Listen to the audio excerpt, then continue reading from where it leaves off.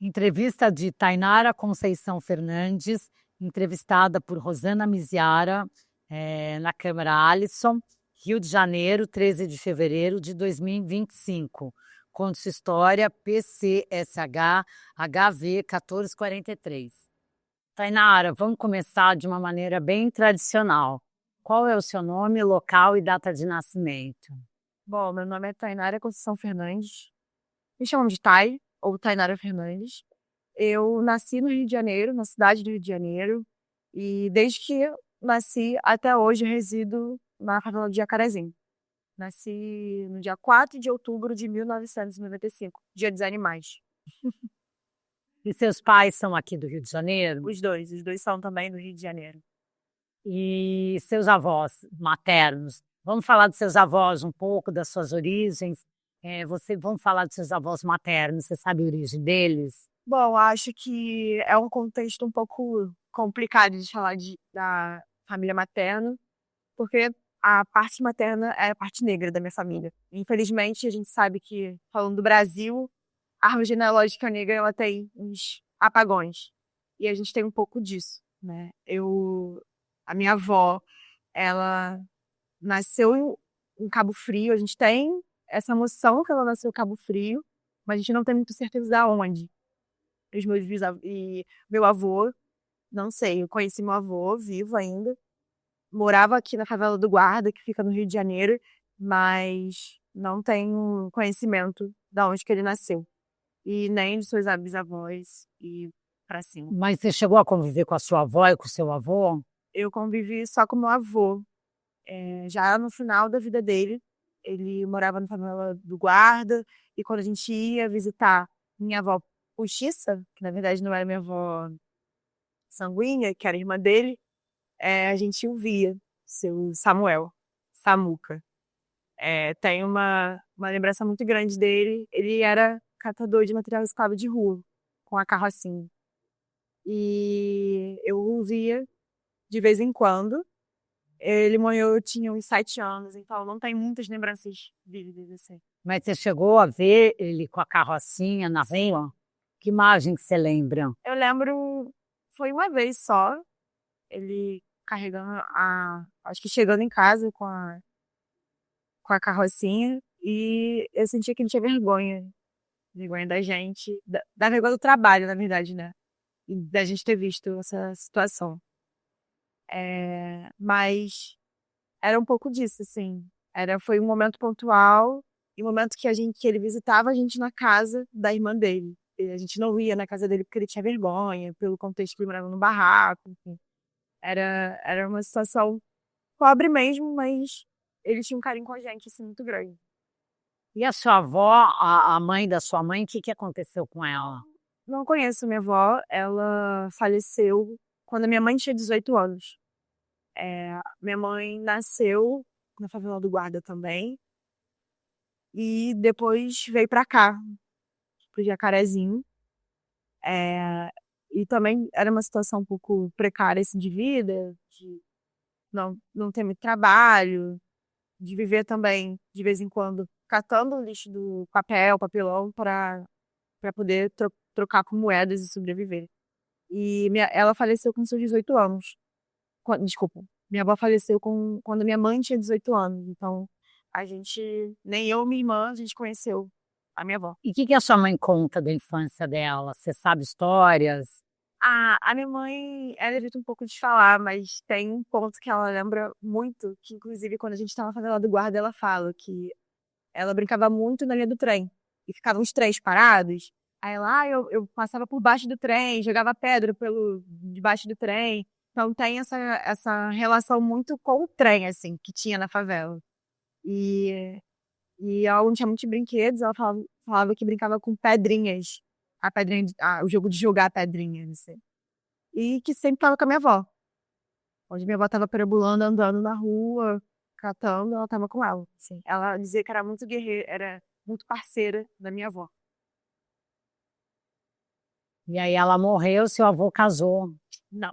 Então, minha avó morreu e minha mãe foi morar com os irmãos dela, os irmãos maternos, que não são filhos do meu avô. E então, veio morar aqui no Jacarezinho, que eles tinham uma casa. E aí, ela veio pra cá. Nos finais, assim, dos últimos anos da minha avó viva, cedeu a casa. Ela e minha avó vieram morar aqui no Jacarezinho. E minha avó faleceu nos seus 18 anos. Os meus tios mais velhos tomaram conta da minha mãe, assim, né? Ela já era, não era adulta, 18 anos ainda adolescente, né? Então, mas estavam ali com ela, acompanhando. E as esposas, no caso, as cunhadas da minha mãe, teve esse papel muito presente de materno. E a irmã do meu avô, a minha avó Otília, ela teve um papel muito grande também como mãe. Assim, era a mãe da minha mãe, a minha avó. Tanto que ela eu conheci, a madrinha, a avó Otília, e a gente, eu e minha irmã, a gente sempre tratou ela como vó. E depois de alguns anos, desde pequena eu sempre chamei, né? Depois de alguns anos que eu fui entender, não, ela na verdade é mãe do coração, porque ela nasceu de outra pessoa e a Valtília é madrinha que adotou ela, assim. Mas ela sempre tratou a gente como neta, sempre foi assim.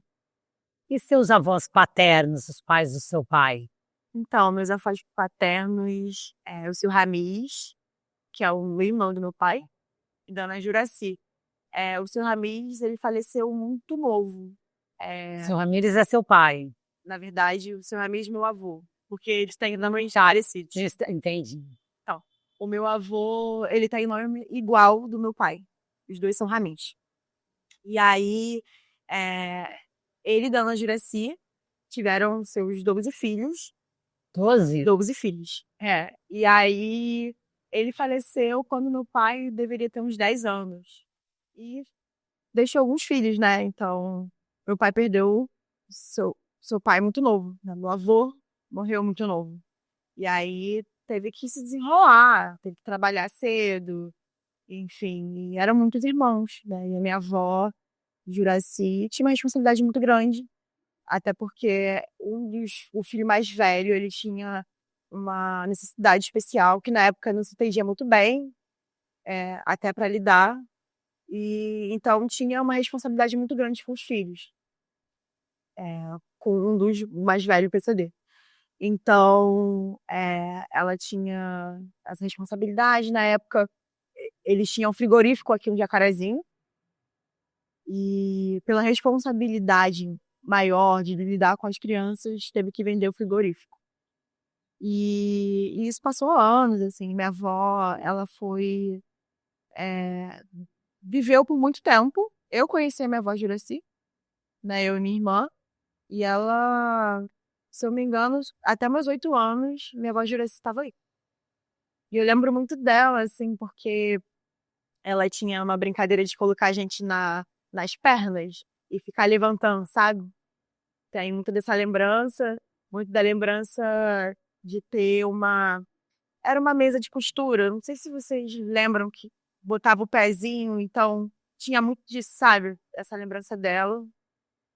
E ela era uma mulher muito séria, mas faz sentido ela ser séria, né? Ela tinha responsabilidade com muitos filhos desde nova. Perdeu o marido muito cedo. E ela era uma mulher séria, mas tinha aquele ar de doçura. Eu lembro um pouco disso. Que quando eu ia visitá-la, é, era sempre cheio assim de criança, né? Muitos netos, muitos filhos, deram netos. E com a gente tinha essa doçura, assim. Tinha a cara meio rabugenta, meio fechada, mas sabe? Tinha aquele lugar de vozona. E seu pai começou a trabalhar muito cedo, você falou.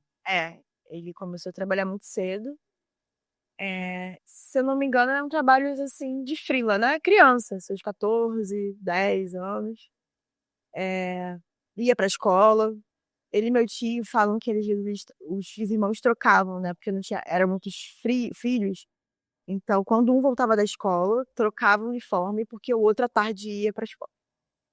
E aí, depois, eles faziam seus trabalhos, assim. É, mas ele não fala muito do que ele fazia quando mais novo. Eu acho que tem essa questão de pegar responsabilidade muito grande, assim, quando novo. e deixar um pouco isso lá nas memórias, porque mesmo que tenha aquela questão do orgulho, tem a questão também da dureza, né, assim, porque era questão mesmo de colocar comida dentro de casa. Então, eu acho que é um assunto um pouco sensível, que ele não desenvolve muito. Como a minha mãe também não desenvolve muito como que era a infância dela, sabe? E acredito que ela passou fome, mas também não é uma parte que fica ali. Porque muito do que eles ofereceram pra gente foi ao contrário. Não é, nem sempre foi fartura, mas sempre tinha comida. Então era sempre diferente do que eles tiveram, né? Pela falta. Você sabe como seu pai e sua mãe se conheceram? Bom, eu acho que foi no lance aqui de adolescência, os seus 17, 18 anos, andanças pelo Jacarezinho. Minha mãe já morava aqui, meu pai nasceu aqui. Eu acho que foi, assim, no rolê dos bailes que antigamente tinha, né? É, eu acho que foi bem nesse lugar. Não lembro se foi um ponto principal, mas foi em momentos de rolê que eles se conheceram, da galera. Acho que eles falavam da mesma forma que a gente, galera. E eles casaram quando? Eles casaram. Minha mãe tinha 21 anos. Eles já ficaram noivos, eles se conheceram quando minha mãe tinha seus 17 anos. E se não me engano, casaram com 21. E nesse momento sua mãe ainda catava, Não, minha mãe só foi no período esse com a sua momento avó. com a infância mesmo, bem criança. E aí quando eles casaram, você nasceu logo, quantos Depois, filhos? eles casaram e logo depois a minha irmã nasceu, a Tainã.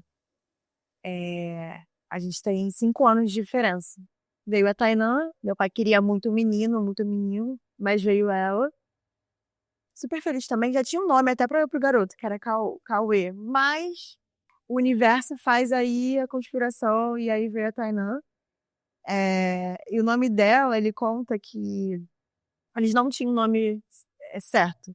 E aí o Marcos Frota estava no Domingão do Faustão, e acho que a esposa dele tinha acabado de falecer, e ele estava ali contando um pouco da sua história e falou que o filho dele, Tainan, tava aí, tinha nascido. E aí minha mãe anotou o nome e guardou. Aí no dia que minha irmã nasceu, ela deu o nome para ela de Tainan. Depois de 5 anos eu vim. E aí meu nome veio ser Tainara. É algo especial? Não, é porque já que tem Tainã, tem que ser pai de Jarro, Tainã e Tainara. Foi bem nesse rolê. Então, foi um pouco disso.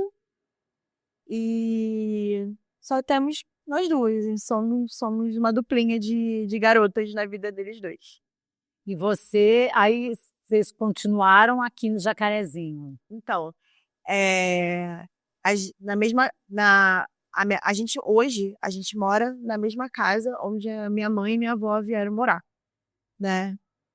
E essa casa teve muitas transformações, era apenas um cômodo e foi se criando, né? Assim, com o trabalho dos meus pais durante o tempo, foi criando a parte de cima, o nosso quarto, e, e até hoje eu e meus pais moramos nessa casa. Minha irmã já criou suas asas e já foi viver em outro lugar, mas mora aqui no Rio, sempre tá com a gente. A família é bem próxima mesmo, assim, de estar final de semana junto.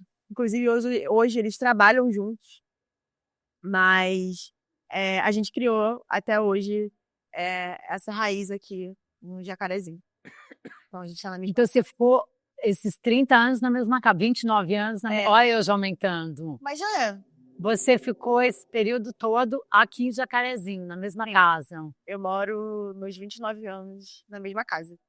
E fala uma coisa, como que era a sua lembrança de infância aqui de Jacarezinho? Então, minha lembrança de infância é engraçada porque o meu pai, ele trabalhava à noite. Então, durante o dia, eu ficava com ele. Minha mãe trabalhava, eu ficava com ele. E eu lembro do meu pai me levando para alguns lugares. Ele trabalhava com projeto social, no Centro Cultural, que ainda funciona, mas hoje ele não tá mais lá. E aí eu lembro de estar lá, no Centro Cultural, com ele, sentada no escritório, ou sentada vendo as aulas acontecerem. Meu pai dava aula de escola de futebol. Então, eu lembro de estar ali sempre do lado, participando, ou vendo.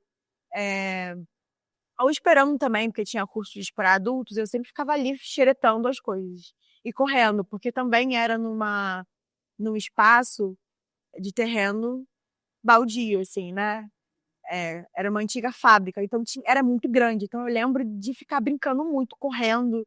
Era um local que não tinha muita coisa assim. Então eu ficava correndo entre as colunas do lugar. E aí eu lembro que meu pai, ele tinha um espaço fechado que era só de plantas. Porque há uns anos atrás, ele teve uma floricultura aqui perto. Uma floricultura que acabou não dando certo. Mas, como todo dedo verde, continua cultivando as plantas. E aí ele levou as plantas que sobraram da floricultura para o centro cultural, do espacinho lá. Então ele virou um grande canteiro, assim, né? E aí eu lembro que de vez em quando eu entrava lá. Sabe o Jardim Secreto, aquele antigo filme? Era bem isso, assim, da sessão da tarde. Eu tinha esse sentimento que abrir a portinha lá era muita planta. Era muita planta de você se perder e ter que gritar: Ô pai, você tá aí? Então era um pouco disso, assim. Eu lembro dessa parte da minha infância de andando sempre com eles nos lugares, e no centro cultural, e lá dentro desse lugar no meio das plantas. E isso tem uma relação muito grande, assim, com o que eu faço hoje. Porque, além desse lugar do centro cultural, que tinha essas plantas, ele acabou também desenvolvendo um grande jardim na nossa laje de casa. E aí, eu acho que se o Google passar para fazer o mapeamento do Google Maps, vai ter um ponto de jacarezinho na laje que é cheio de planta, que é a minha casa. E aí tem foto minha pequenininha com muita planta, brincando, regando. E essa paixão que eu acabei desenvolvendo e levando para minha vida profissional tem muito a ver com ele. Porque ele é a pessoa que sempre gostou e sempre teve em casa. Então era uma coisa, sabe, orgânico. Foi isso, foi osmose. Ele que criou esse centro cultural? Não, o Centro Cultural, ele foi desenvolvido em parceria com outras pessoas. E uma delas, das pessoas que estão... o Centro Cultural foi desenvolvido em parceria com muitas pessoas. E no início ele estava lá. E aí ele participou dando gerência a alguns projetos e também como o coordenador do projeto, né? Essa escolinha que eu te falei, de De futebol, futebol. ele estava lá. E tinha reforço escolar. Eu lembro que tinha confeitaria, se eu não me engano. Tinha bastante coisa, assim, era para muitos públicos. Então, era um local grande e ele sempre estava ali, movimentando as coisas. E aí, uma delas que ele movimentou foi abrir um pequeno centro de reciclagem de garrafa PET. O espaço era muito grande. E aí, ele começou esse movimento de catar as PETs e outras pessoas levarem. Tinha uma máquina, eu lembro muito pouco, assim, mas eu lembro que tinha uma máquina que fazia a compactação das PETs. Mas, infelizmente, pegou fogo. Pegou fogo e só que isso não acabou por ali, né? A partir desse projeto das PETs, a ideia da reciclagem começou a crescer. E aí esse grupo da cooperativa junto do meu pai, eles foram chamados para conversarem e desenvolver uma cooperativa. Mas peraí, deixa eu só voltar. Seu pai começou, ele catava esses plásticos, como é que foi isso? Então, ele catava esses plásticos e tinham Por pessoas. onde que ele recolhia? Eu não lembro. Não lembro. Mas eu sei que também tinha pessoas que levavam. Eram mais pessoas que levavam. Mas na sua casa? Não, lá no Centro Cultural. No Centro Cultural tinha era muito grande, tinha um espaço que ele reservou para fazer essa reciclagem de PET, nessa catação, né? Esse centro. E aí eu lembro que as pessoas levavam para lá. Ele também catava, mas ele ficava mais ali fazendo o gerenciamento de receber e compactar na máquina. E essa máquina ele que comprou. Não, essa máquina veio também de parceiros. Porque eram máquinas na época muito caras, né? Eram máquinas enormes. Não, ele não comprou, foi parceria que trouxe uma pessoa de fora que elaborou junto com ele esse projeto da reciclagem das E garrafas. de onde que você acha que nasce esse interesse dele? Primeiro com as plantas, depois ele era uma pessoa já conectada com questões ambientais. Da onde que nasce isso? Não, eu acho que isso é um pouco ser conectado com a questão ambiental depende muito do olhar do mundo que a gente vive, né? Porque meio ambiente é tudo que a gente está vivendo e pisando. Então, eu acho que o amor dele foi em reparar as coisas, assim, né? Começar as plantas foi mais um hobby que ele sempre gostou, e aí começou a trabalhar. E a pet, eu acho que foi uma sacação. Foi entender que o jogo estava virando e o mercado estava começando a se falar sobre a reciclagem. Foi muito antes do plano, né? Antes de 2010. Mas eu acredito que teve uma sacação de uma pessoa também de fora conversar, olha, isso aqui está acontecendo, vamos por esse caminho. E foi. E foi até o que a gente tem hoje, que é o centro, o que foi até o que a gente tem hoje, que é a cooperativa, né? A cooperativa nasce nesse lugar.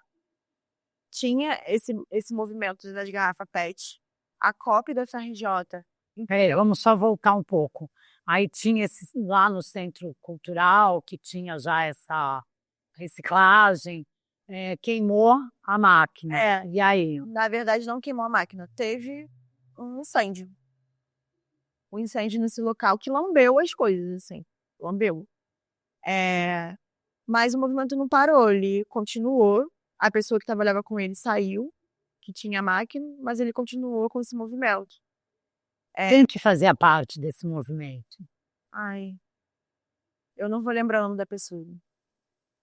Eu tenho lembranças de, de duas mulheres que trabalhavam lá com ele, mas eu era muito nova, eu deveria ter uns 5, 6 anos. Porque são lembranças assim, de flashbacks. E hoje que ele vai falando, hoje a gente vai conversando, ele vai falando dessa história. Eu acho que tem essa questão também, como pegou fogo, e parte do que eles já estavam desenvolvendo, que era uma coisa que já estava grande, é, se apagou, né, em chamas. Eu acho que também tem o movimento dele não falar muito, que ele tem essa chateação, essa dor de não querer falar abertamente do processo que aconteceu. Mas teve esse marco do incêndio na nesse mini galpão, né? Nessa parte do galpão. E depois dali ele foi movimentando outras coisas, foram aparecendo outras oportunidades. Mas teve esse momento. Não lembro muito bem de quem eram as pessoas que trabalhavam com ele, eu era muito nova. E hoje também eu fico evitando de fazer essas perguntas tão específicas. E a sua mãe fazia o quê nesse momento? Ela trabalhava junto Não, nisso? a minha mãe, ela trabalhava num depósito de uma empresa. Também era aqui no Jacarezinho, perto de casa. Ela morava muito perto de casa, na esquina de casa. E aí ela trabalhava como estoquista, no estoque mesmo.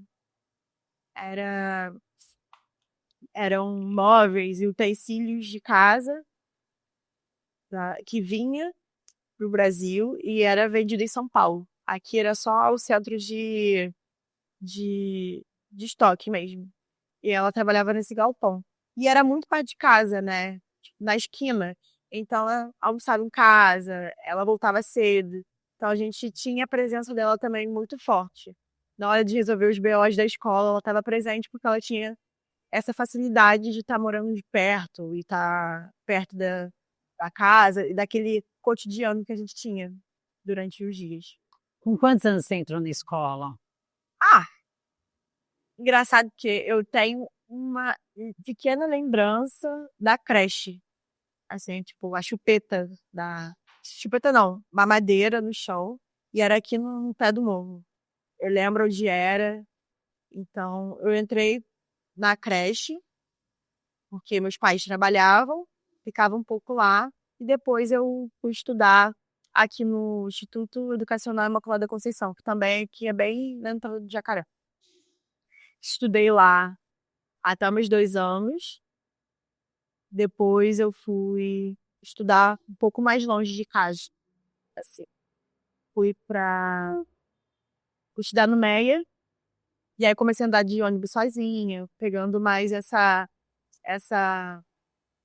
esperteza de saber que eu tô sozinha. Depois que eu saí da creche, eu já vim para o Instituto no Mercado da Conceição, que fica aqui em Jacaré, e E depois. como é que foi esse momento da escola? Que lembranças que você tem? A gente está falando do primário, do ensino fundamental. Ah, eu lembro muito do momento que eu mais gostava, que era o início do ano, que era material escolar novo, carrinho novo, tinha essas coisas de mochila. Mas das festas que tinha, sabe? Festa das Mães, festa de São João, porque a gente ensaiava. E aí na escola tinha um grande pátio, que ele era fechado e ecoava. Então, no intervalo, assim, nos ensaios, eu lembro da gente gritando no meio do pátio, de um lado para o outro, porque fazia muito, muito barulho. E eu acho que essa escola me dá essa lembrança gostosa, porque eu brinquei muito de correr, era uma escola. Acho que foi a única escola que eu frequentei que tinha um espaço amplo, sabe? Então, a gente brincava muito de correr, subir na arquibancada. E, e aí eu era a ajudante da professora. E ela mandava muito eu ir passar Xerox dos materiais. É aquele cheirinho do álcool, daquele instrumento, que esqueci o nome daquilo. Mimeógrafo. Mimeógrafo. Tinha na minha época um mimeógrafo. E aí eu ia lá na secretaria e pedia pra tia fazer xerox do papelzinho da professora. Então o cheiro do mimeógrafo me lembrava muito. E do jardim. Como eu falei, eu saí da creche e fui estudar direto lá. E atrás, na parte de trás da escola, tinha uma casinha que era pro Jardim 1, Jardim 2, Jardim 3. E era sabe, casinha de desenho mesmo? Era assim, aquela do telhado triangular, e, e tinha o, o escorrega, o balanço, e aí, na onde a gente lanchava, tinha uma mesa grandona, assim, de todos os jardins, as crianças lanchavam junto. Então, essa lembrança que eu tenho de correr, de brincar, de ter um pouquinho do que seja de uma escola, igual escola de desenho, assim, de filme. Era muito acimentado, era uma escola que não era, sei lá, dos padrões mais altos, mas tinha lá todo encantamento. E era isso, assim, recentemente eu fui nesse local, que hoje não é mais uma escola, tá abandonado. E aí bateu essa nostalgia, assim, de, cara, essa aqui foi minha sala. Eu ia ali pegar lanche, eu corria aqui. Então, eu tenho um pouco disso, assim, dessa lembrança de correr, de ter uma infância ali muito, muito ativa. Você tinha amigos da escola que se frequentava aqui, amigos na rua? Como é que seus amigos, amigas da infância? Amigos da infância era muito da rua, né? A minha rua é uma rua que é fechada, então era muita criança brincando. Tanto que moravam ali ou quando vinham de outras partes. E aí a gente brincava muito, assim, só no final de semana, ou sexta-feira, porque não dava, meus pais não deixavam eu brincar durante a semana. E era umas brincadeiras assim, de polícia e ladrão mesmo, de ficar se escondendo. E tinha uma coisa engraçada que a gente brincava de tática, assim, como se fosse militar. Os meus primos, eles tinham barraca. Minha irmã e meus primos tinham barraca de acampar, porque a gente foi escoteiro.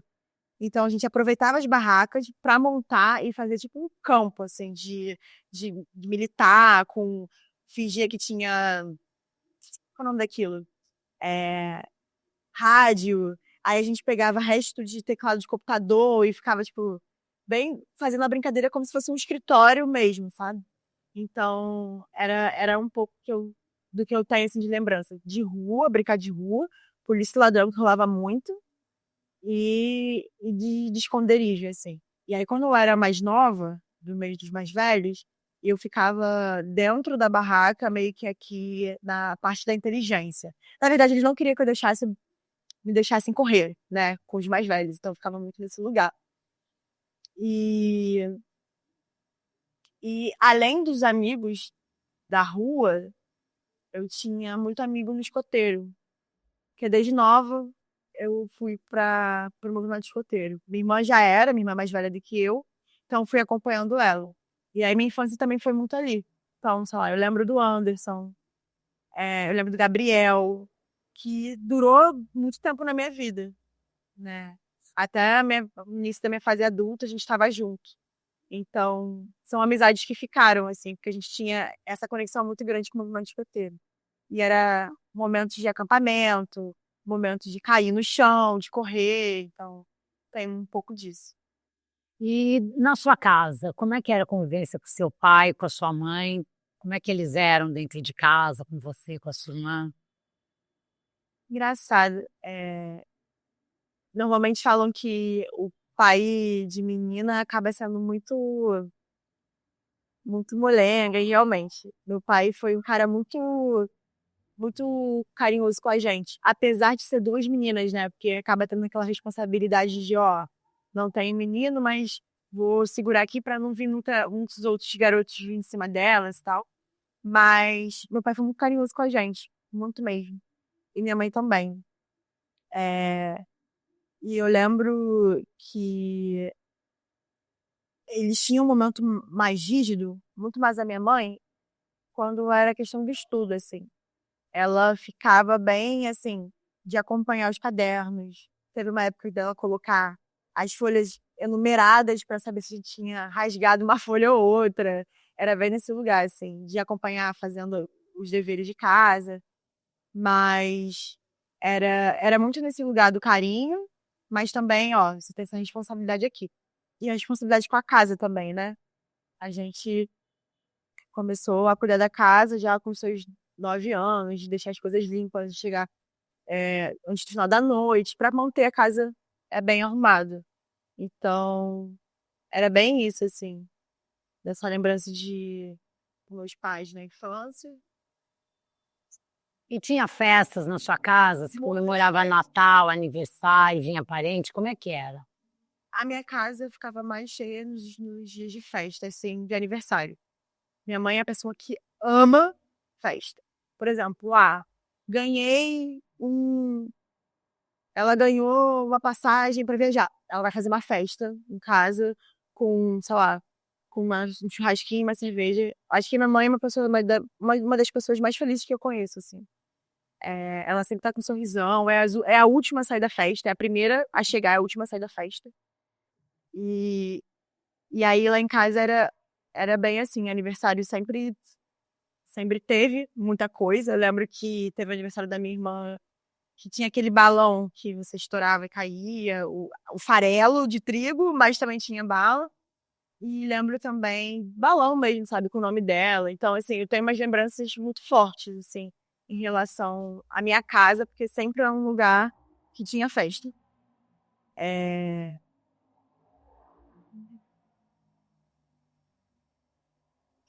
E... e é isso, minha família é muito grande, né? Então, a gente sempre tem uma desculpa pra estar junto, pra festejar qualquer coisa. E eu moro num quintal com os irmãos da minha mãe. Então, também ali é um local que a gente sempre tá fazendo alguma coisa, sempre tá sempre junto. E você foi crescendo, e vendo aí esse trabalho do seu pai, com reciclagem, como é que ele foi se desenvolvendo? Você foi crescendo vendo isso? Então, é isso. Eu fui crescendo vendo isso, tendo esses flashes, assim, dos momentos que ele trabalhava com a PET. Depois, quando o Centro Cultural acabou se desenvolvendo e nascendo a cooperativa de material reciclável, porque depois do incêndio ele veio a, a COP da FRJ, viu o potencial do trabalho, Que é cópia da UFRJ? após o incêndio, né? Veio a oportunidade de desenvolver um projeto mais robusto pensando numa cooperativa, institucionalizar o trabalho também, né, e ampliar. E veio da COP da FRJ, que é um instituto de pós-graduação de engenharia, das engenharias da FRJ. Então, teve um processo de capacitação, onde os diretores dessa cooperativa estavam se formando. E um deles foi o meu pai. E aí a cooperativa nasce, que é a cooperativa Amigos do Meio Ambiente, mais conhecida como Copama. Ela sai do centro cultural e nasce aqui, nesse espaço que antigamente era a antiga fábrica da Hitachi, e hoje Que fábrica? Hitachi é uma fábrica que foi uma fábrica de refrigeradores, que estava abandonada E vocês já moravam aqui, já em em cima. cima. A gente morava muito perto. E aí veio esse trabalho, há 21 anos atrás, nasceu. E aí, quando veio para cá, a cooperativa Vocês ocuparam espaço? Como é que foi? não teve um acordo com o dono do espaço. Ela estava abandonada porque ela estava desativada, no caso, né? Mas tinha um dono. E aí teve um acordo para ceder e gerenciar esse espaço, porque ele é muito grande.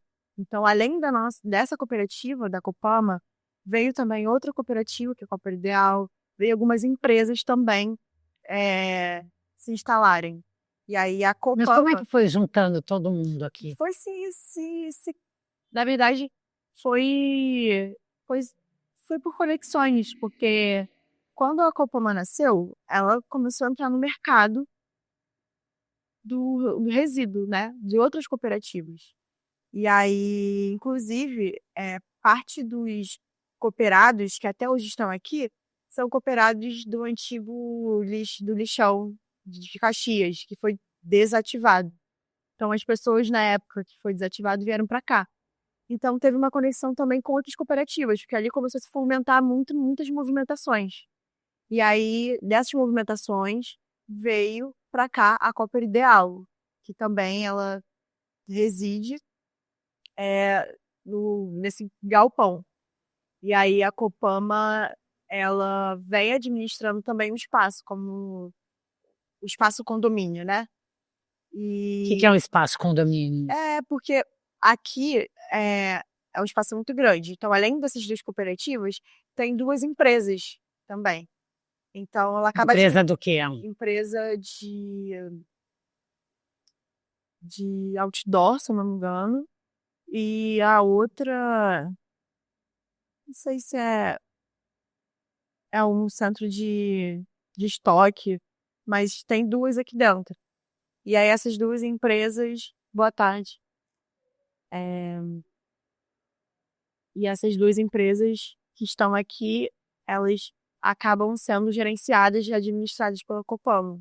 Já estava aqui antes, né? Então, parte do acordo com o dono também foi gerenciar o espaço. Então, o condomínio, né, que se fala. Então, tem a questão dos porteiros, né, que os porteiros também trabalham. Eles trabalham aqui 24 horas, porque recebe resíduo em todos os momentos dos dias e também o atendimento das outras empresas, né? Então, tem essa questão aqui. E aí, a cooperativa, ela acaba desenvolvendo outros trabalhos além da PET. Ela acaba trabalhando com papelão, com papel, vidro, até trabalhar com lixo eletrônico. Então, Fala uma coisa, vamos voltar. Como é que convive várias cooperativas no mesmo espaço? Elas não competem, são materiais diferentes? Como é que acontece? não, existem a competição sempre existe, né? Mas as cooperativas elas têm acordos, elas têm contratos com empresas. Então, o público que a Copama e a empresa que a Copama recebe os resíduos é diferente da Cooper Ideal, porque as conexões de descarte ou como chegam os resíduos vêm diretamente por indicações de uma empresa a outra. Então, a Cooper Ideal, antes de vir para cá, ela tinha outra sede. Então, ela já tinha os seus clientes. E a Copama foi criando seus clientes. E tem momentos que, quando o resíduo é muito grande, que uma cooperativa não vai conseguir lidar, as duas conseguem administrar e dividir. Então, existem lá seu leque de clientes, né, de contatos, e também existem momentos de outros projetos muito grandes que se dividem. Por exemplo, no Carnaval do Rio de Janeiro, os blocos eles acabam contratando, né, os blocos oficiais, e no Sambódromo acaba contratando as cooperativas. Então, tem muito resíduo para muitas delas. Então, existe essa divisão de trabalhos e de serviço. Deixa eu voltar atrás. Quando foi criada a Copama, dá para você voltar um pouco nesse modelo de negócio? É pioneiro no Rio de Janeiro esse tipo de cooperativa? É complicado dizer pioneiro, né? Porque as cooperativas já existem há muito tempo. A necessidade de tratar os resíduos, principalmente dos aterros sanitários, já estão aí há anos. Mas quando a gente está falando de institucionalizar, quando a gente está falando de ter documentação para poder tirar o resíduo de uma empresa ou de receber, sim, ela teve um protagonismo muito grande. Foi uma das primeiras a ter essas relações, até com repartições públicas, como o Hospital da UERJ, que é o Pedro Ernesto, como a própria UERJ.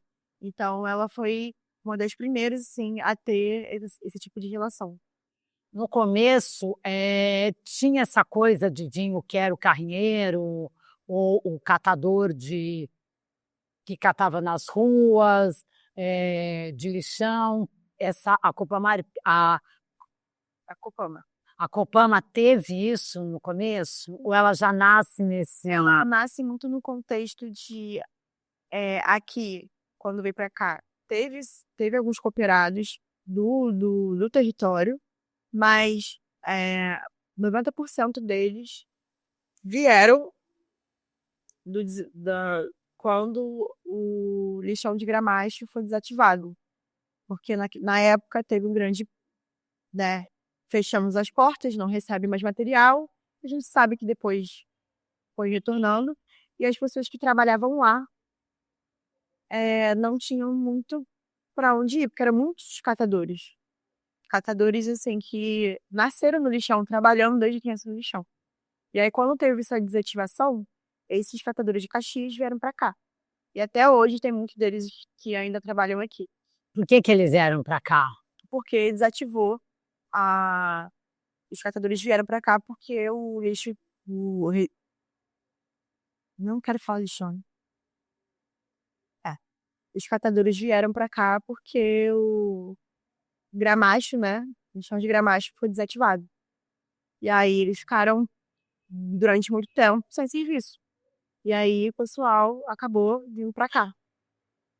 E aí continuam, né? Assim, acho que esse movimento de imigração, se eu posso dizer, ele fomentou também a criação e a construção de outras cooperativas, né? E aí isso acaba também sendo importante, porque quando a gente está falando de cooperativa, também é a formalização de um trabalho, da segurança e da autonomia para eles. E é o caso que aconteceu aqui. Hoje, muitos trabalham de carteira assinada, trabalham de carteira assinada, fazem curso de capacitação de administração financeira, tem acompanhamento com médicos que estão trabalhando, falando sobre saúde da família. Então, tem essa questão mais próxima com o trabalhador, o cooperado, humanizando o seu trabalho, né? No lixão, as pessoas não tinham nem segurança do que estavam fazendo a catação. Então, aqui se formou, né, uma construção de segurança para essas pessoas.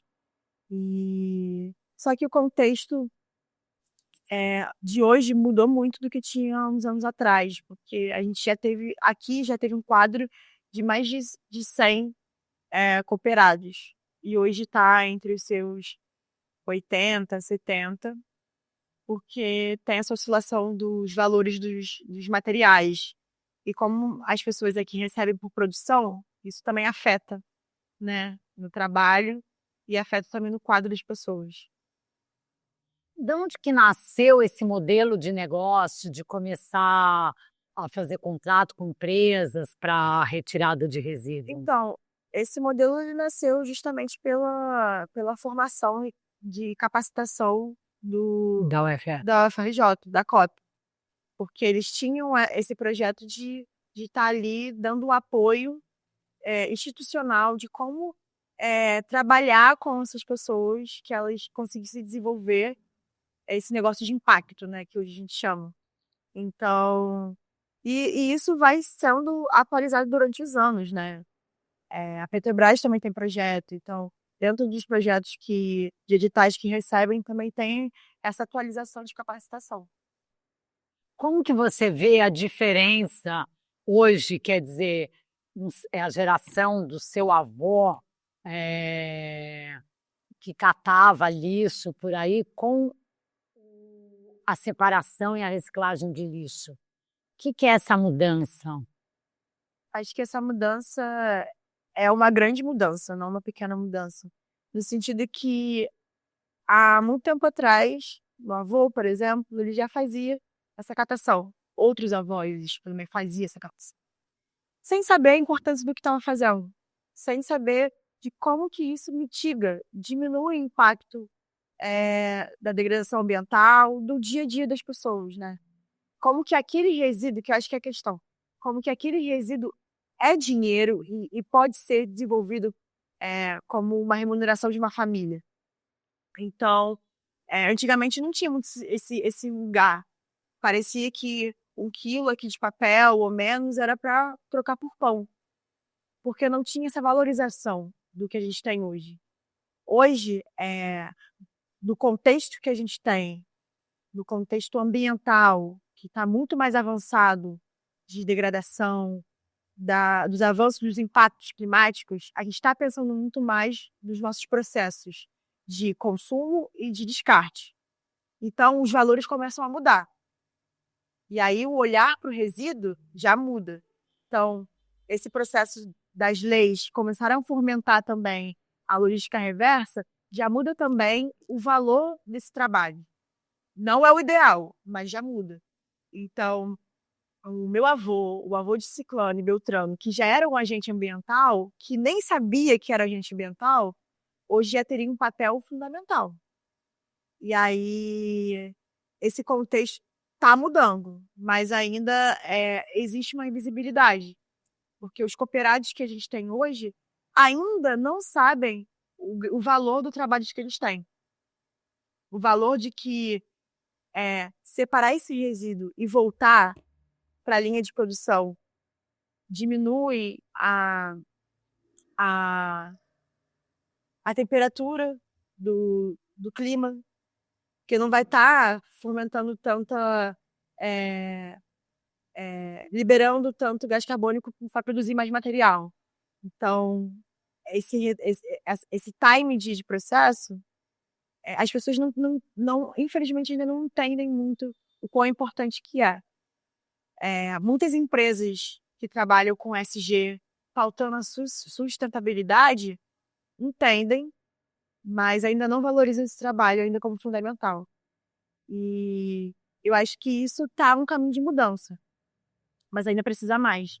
Precisa colocar mais em evidência, acredito que precisa colocar mais em evidência o trabalho desses agentes que estão aí no dia a dia, não só dentro das cooperativas, mas estão no dia a dia, debaixo de sol, catando pet, catando latinha nas ruas, nas final de festa.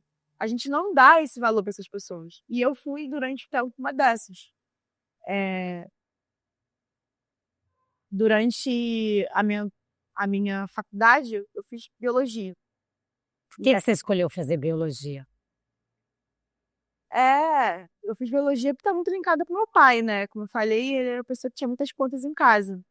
Então, ali, sem querer, eu tava vendo o processo de uma folha nascer, de uma flor brotar, dos animais que estavam ali ao redor, e por conta do movimento escoteiro, que também estava muito conectada com floresta. Então, eu fui criando esse amor, esse respeito. Mas, no final da faculdade, eu comecei a fazer uma reflexão, dando uma pausa, assim, no gatilho. Porque eu fui tentar explicar para meus pais o que eu estava estudando. A minha o meu TCC. Eles não estavam conseguindo entender. E eu fiquei assim, cara, que doideira, eu tô falando de meio ambiente não deveria saber. Qual que era o seu TCC? Era a importância das árvores isoladas numa paisagem em degradação. Como que as árvores, elas, mesmo separadas e distantes, elas conseguiam conectar a ecologia e sustentar a recuperação de uma área degradada. Só que eram termos muito técnicos na hora de explicar. E além de ser termos técnicos, não estava dentro da realidade dos meus pais, dos meus vizinhos. Quando a gente fala de meio ambiente, normalmente a gente pensa o quê? Né? Floresta, na Amazônia. E a gente não conecta com o que a gente vive. Que o asfalto que a gente está, asfalto quente, também é meio ambiente. Que esse lugar aqui também é meio ambiente. Então, quando eu não consegui explicar para eles, eu falei que tem alguma coisa errada. Essa linguagem não está certa. Esse contexto, esse conceito, ele precisa ser melhorado. E aí, eu fui entendendo o processo do que é racismo ambiental. E dentro do processo de racismo ambiental, eu entendi também a invisibilidade de alguns trabalhos. Que aí foi que eu linkei com o trabalho dos meus pais. Minha mãe já trabalhava aqui na cooperativa. O que sustentava a nossa casa era basicamente o valor do lixo. E aí, sabe quando você dá um estalo assim brilhante? Parece que você descobriu o mundo? Eu falei, os meus pais são agentes ambientais há muito tempo e eu estou estudando algo que não relaciona com o dia a dia dessas pessoas, que são tão importantes quanto pesquisadores e analistas de grandes órgãos públicos. E aí o jogo foi virando. Aquela insatisfação começou a virar um movimento de eu preciso trabalhar, eu preciso ler, eu preciso entender o que é racismo ambiental, e foi me linkando com o tema de justiça climática. Porque não tem como a gente falar de meio ambiente no contexto que a gente está vivendo de ebulição ambiental, né? De ebulição climática. E aí foi nesse lugar assim que o jogo virou. Que eu comecei a olhar com mais carinho para o que eles faziam e para o que eu deveria fazer. Porque porque eu vivo numa favela. E normalmente a favela não entra no contexto de meio ambiente, do conceito. E essa parte socioambiental é muito marginalizada mesmo. Então, foi o momento que eu comecei a me adentrar muito mais no ativismo e também nessa parte da ciência que agora está começando a ser falada, mas precisa ser mais falada. Falar de justiça climática, falar de racismo ambiental, falar de tecnologias que já existiam e a gente ainda não dá valor. São tecnologias ancestrais, tecnologias sociais, porque a reciclagem é uma tecnologia social e ancestral. Só agora que a gente está começando a olhar para ela, porque está dando dinheiro, mas por muito tempo ela sempre foi solução de reverter o que a gente gera muito dentro de casa para outro fim.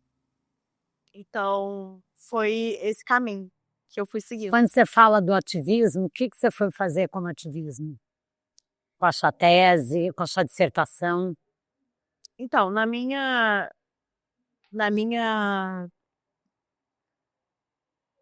meu projeto de TCC, eu finalizei, não caminhei com o que eu queria encaminhar, porque quando eu comecei a querer contextualizar, a falar sobre paisagismo, ecologia de paisagem urbana, teve ainda um bloqueio, assim, tipo, o orientador, acho que na época, falou assim, eu não tenho ainda conhecimento para falar sobre isso.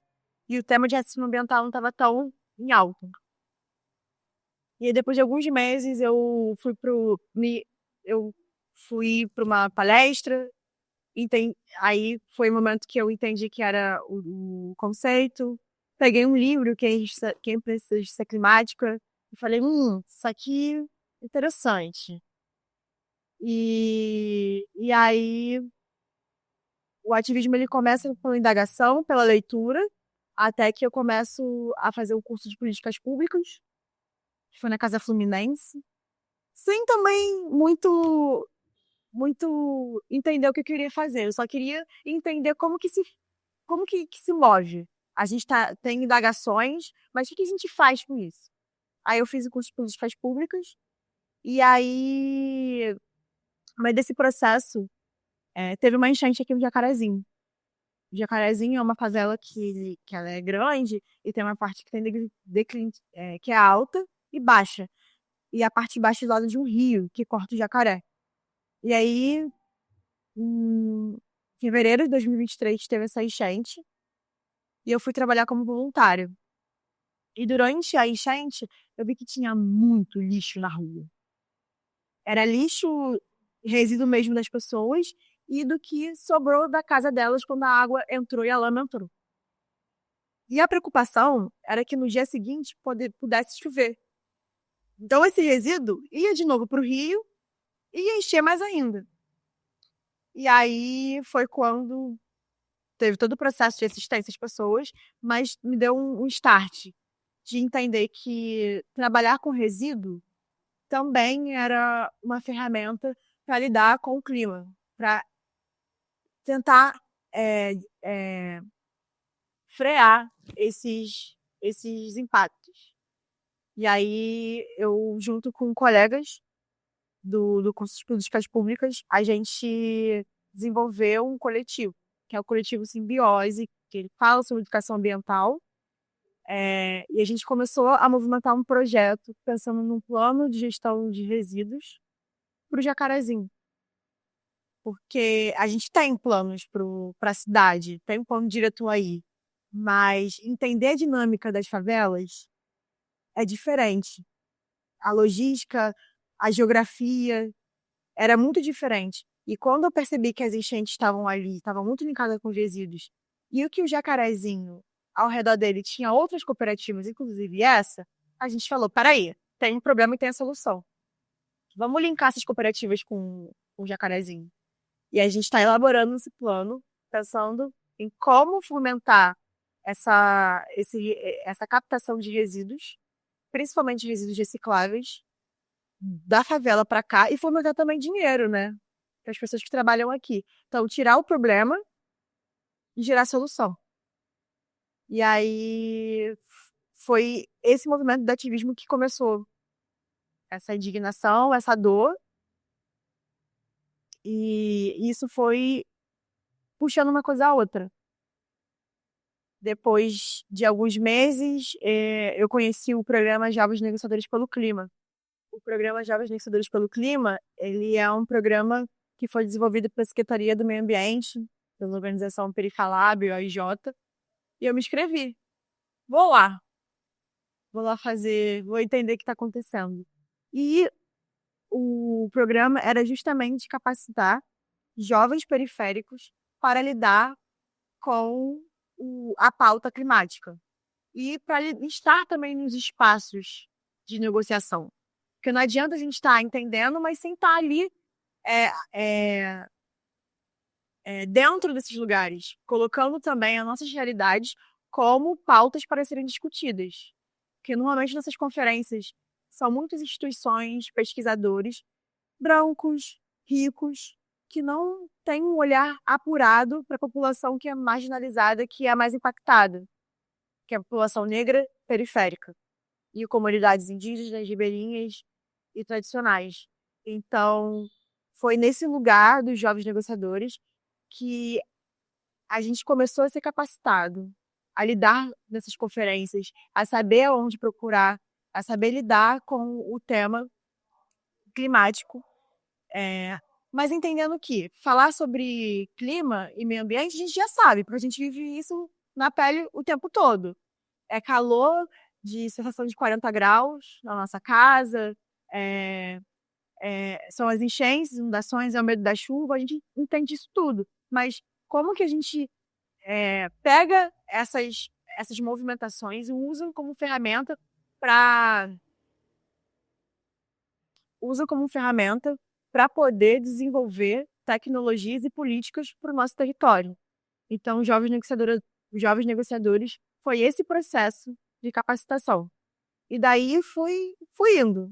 Eu tive oportunidade de ir na Cúpula da Amazônia, em 2023. Desculpa, eu tive oportunidade de conhecer os geólogos amazônicos, em 2023.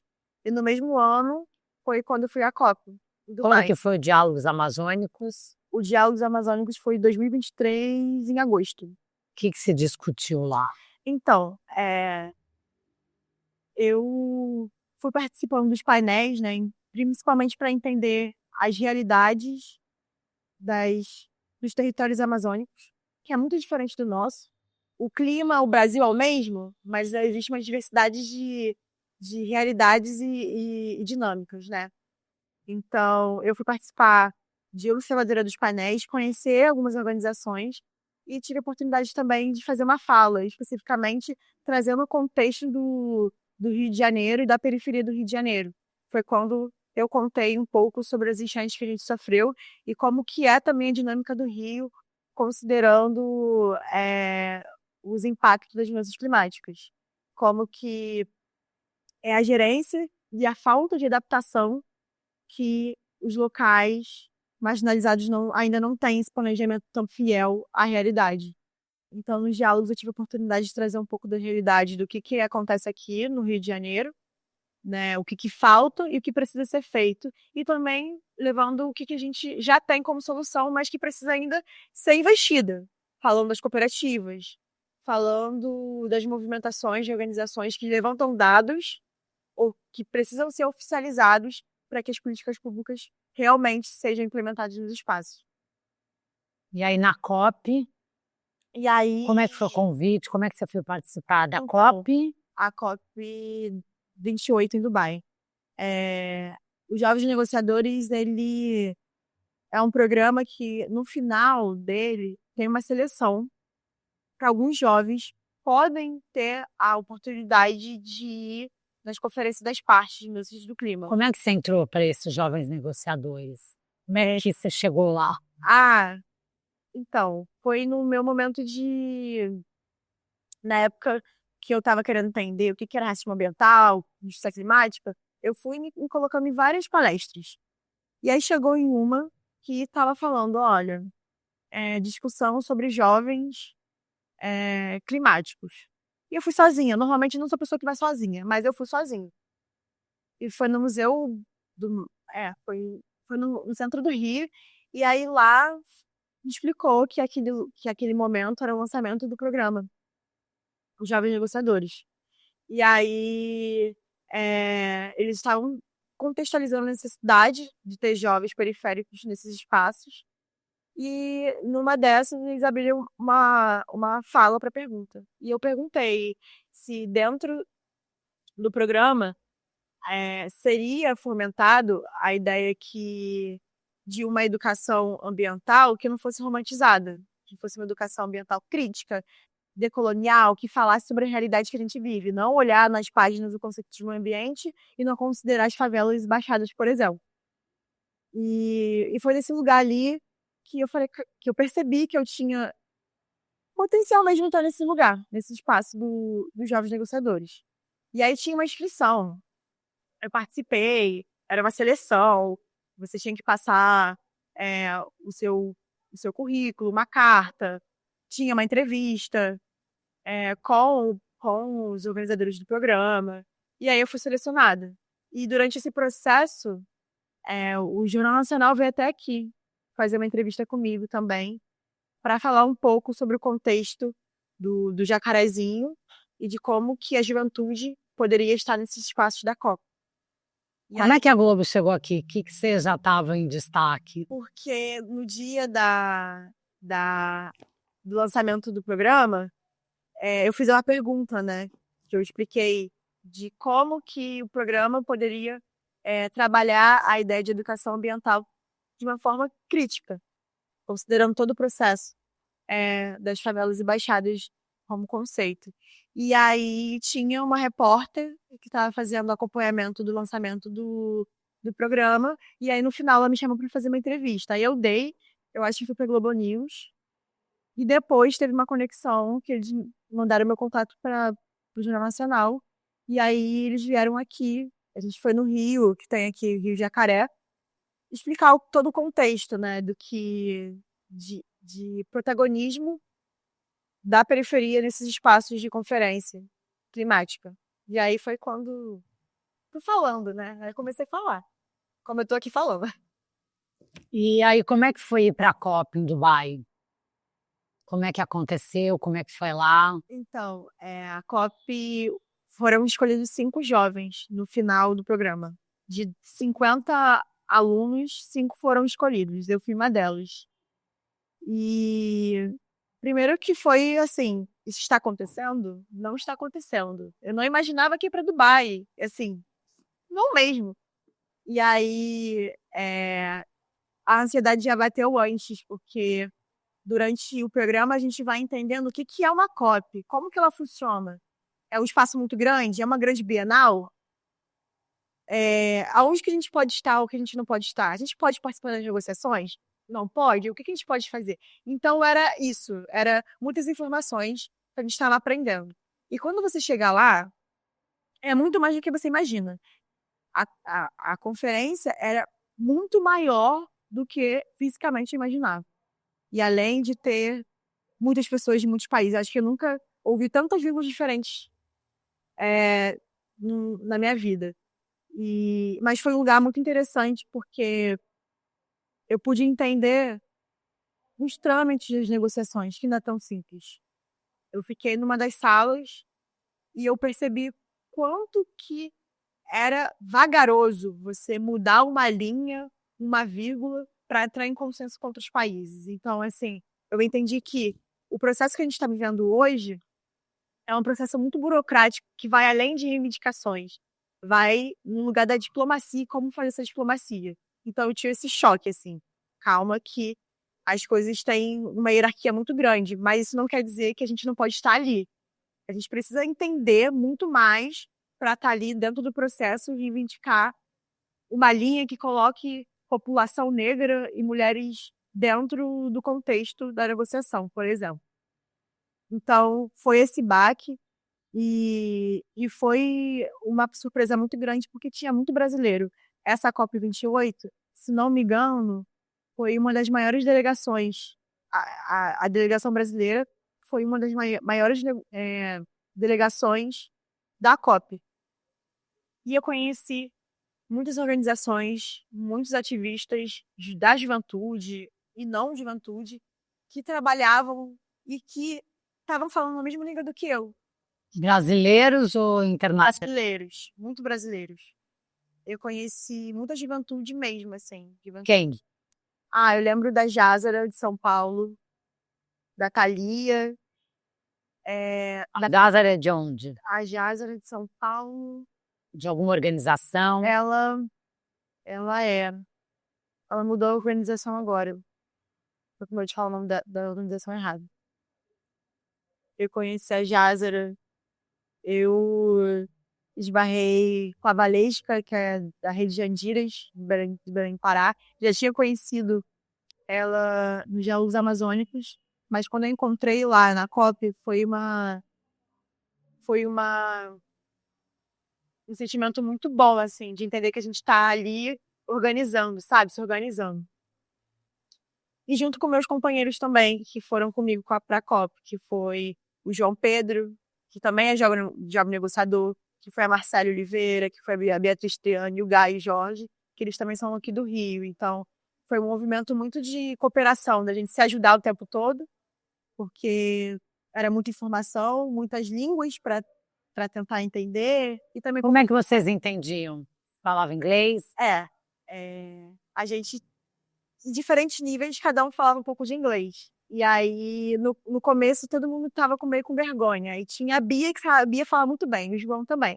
E a gente se ajudava na hora de pedir comida, ou pedir uma informação, ou até conversar com outra pessoa que estava ali na COP. Mas teve um momento que a gente se desprendeu, assim, a gente começou a falar e sair andando. E aí, cada um foi para um canto, porque tinha muitos painéis interessantes, diferentes temas, e a gente se dividiu. Aí teve um momento que eu e o Gai Jorge, a gente foi com o amigo Matheus Fernandes, que a gente conheceu também lá.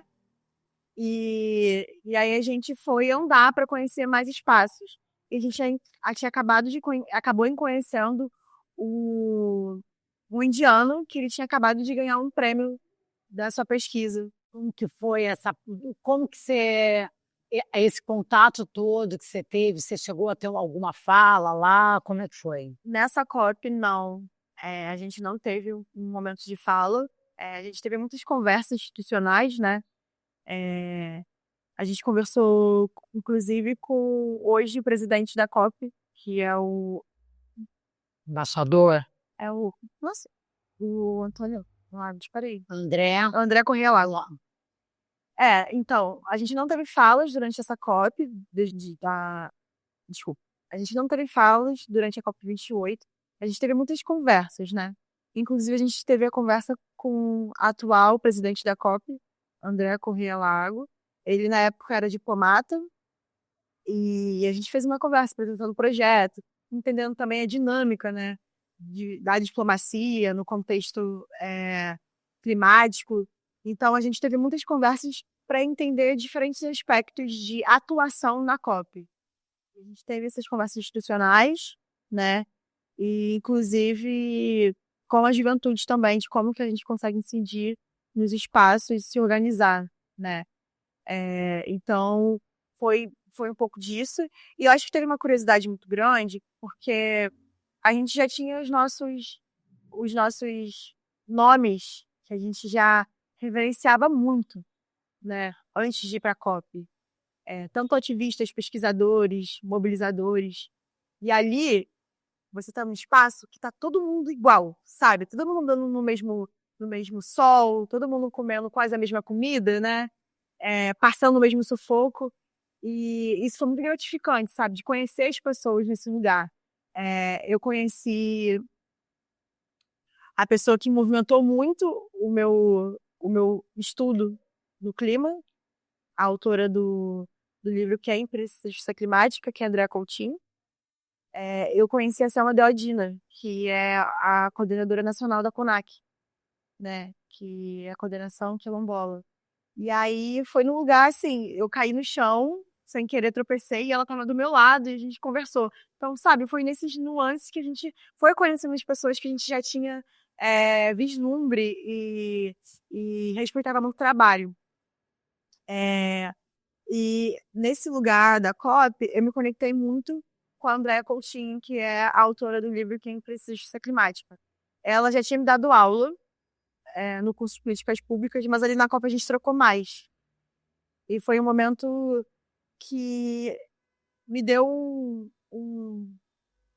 mais motivação de trabalhar, né? Eu acompanhei um pouco do trabalho dessas pessoas ali no dia a dia, sabe?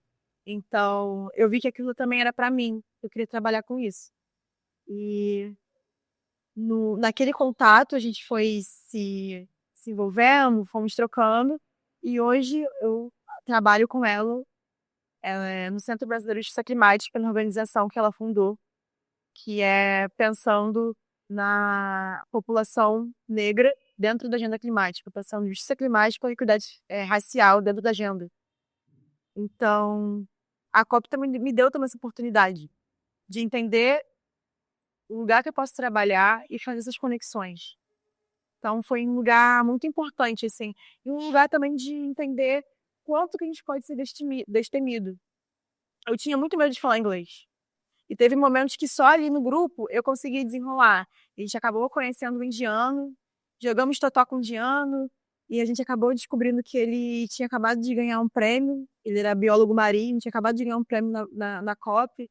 Então, ali foi um lugar que a gente se colocou em prova do que a gente poderia aprender, do que a gente poderia fazer, sabe? De conexões, aonde que a gente podia chegar. Então, eu acho que essa oportunidade aos negociadores foi um pontapé muito importante para a vida profissional. Absurdamente muito importante. como que é seu cotidiano lá de trabalho? No Centro Brasileiro. É, Então, é, hoje meu cotidiano é na parte do eixo de pesquisa. Eu sou analista de pesquisa, então a gente trabalha desenvolvendo produtos que trabalha com eixo climático e racial, mas pensando nas diferentes perspectivas e biomas do Brasil, né? A nossa organização é uma organização nacional, então desenvolver produtos que trabalham com diferentes realidades, mas ao mesmo tempo com participação, né? A metodologia de participação das comunidades dentro dos processos de pesquisa. Então, eu estou ali cooperando com o desenvolvimento de boletins informativos que acabou de desenvolver, que é boletim sobre saúde, raça e clima, segurança alimentar, emprego e renda. A gente está no processo agora de desenvolvimento do dossiê também, um dossiê sobre as diferentes soluções e impactos nas regiões do Brasil, com diferentes pesquisadores também.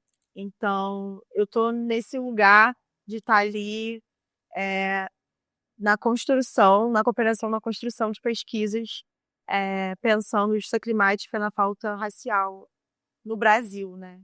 Qual que você acha que é a grande questão hoje da justiça climática e a questão racial?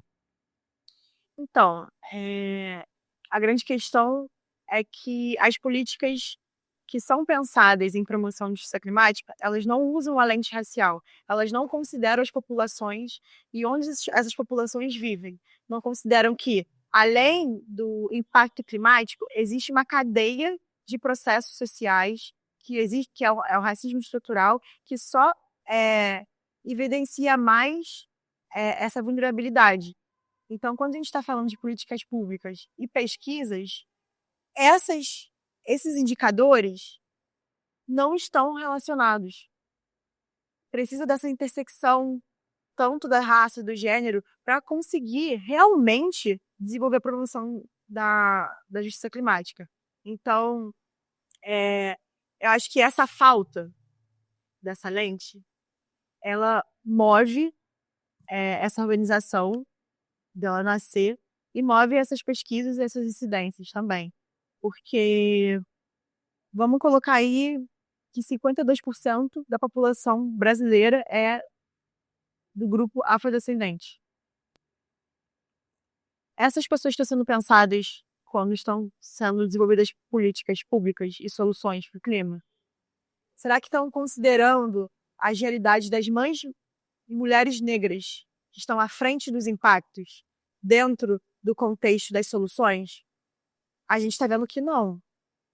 Quando acontecem as tragédias ou quando existe a falta, são essas pessoas que são as mais impactadas e continuam sendo, porque esse histórico já é um histórico de anos e que não existe mudança.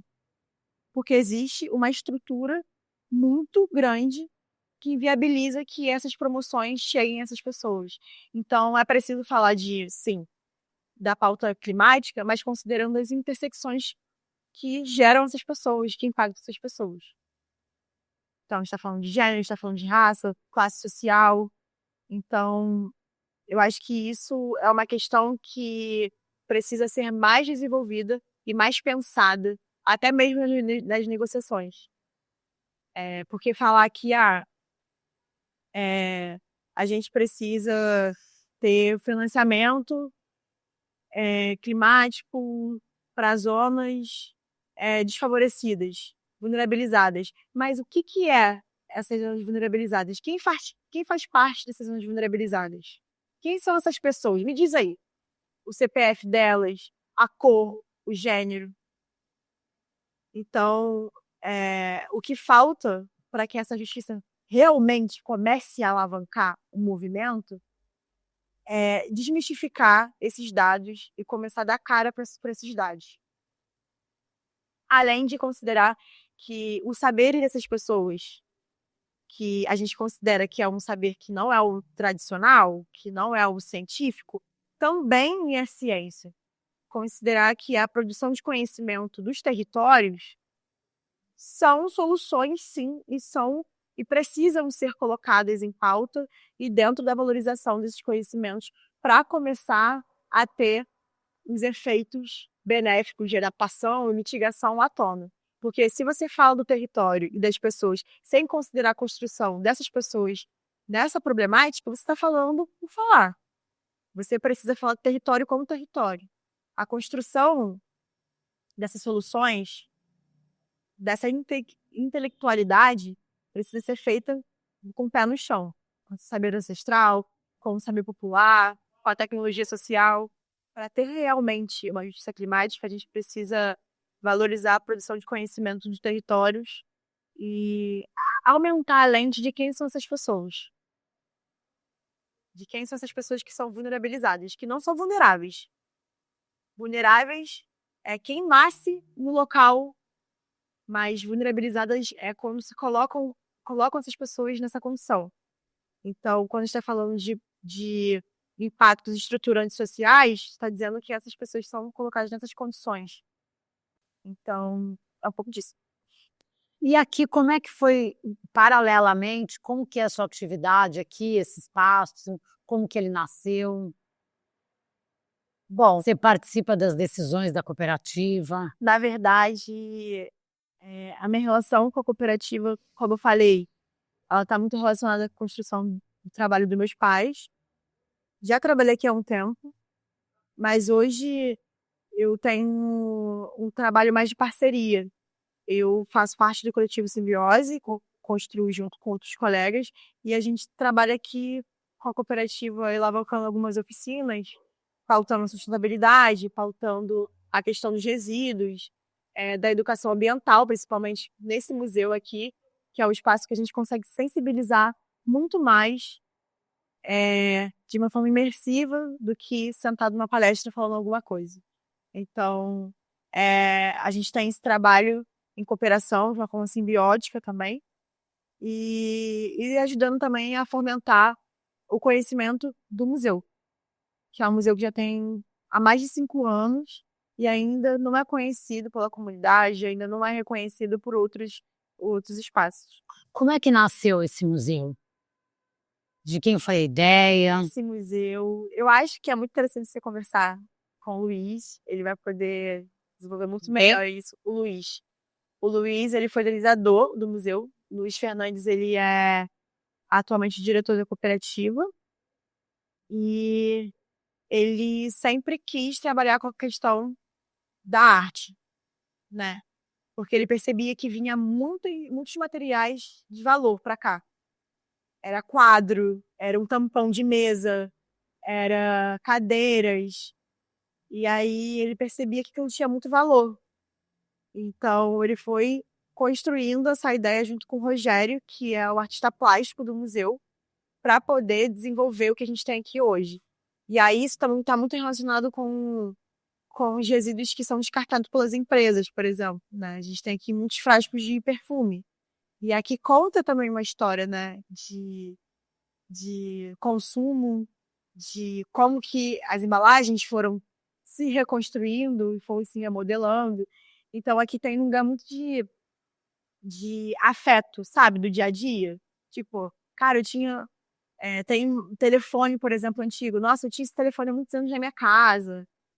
Ou uma criança vem aqui hoje em dia e nem sabe o que é e o que isso foi utilizado. Então, essa ideia do museu foi de conectar também com o que já passou, o que está vindo também, mas com a necessidade de reconhecer que os materiais eles têm seus fins, mas que eles também podem ter novas caras e novos usos.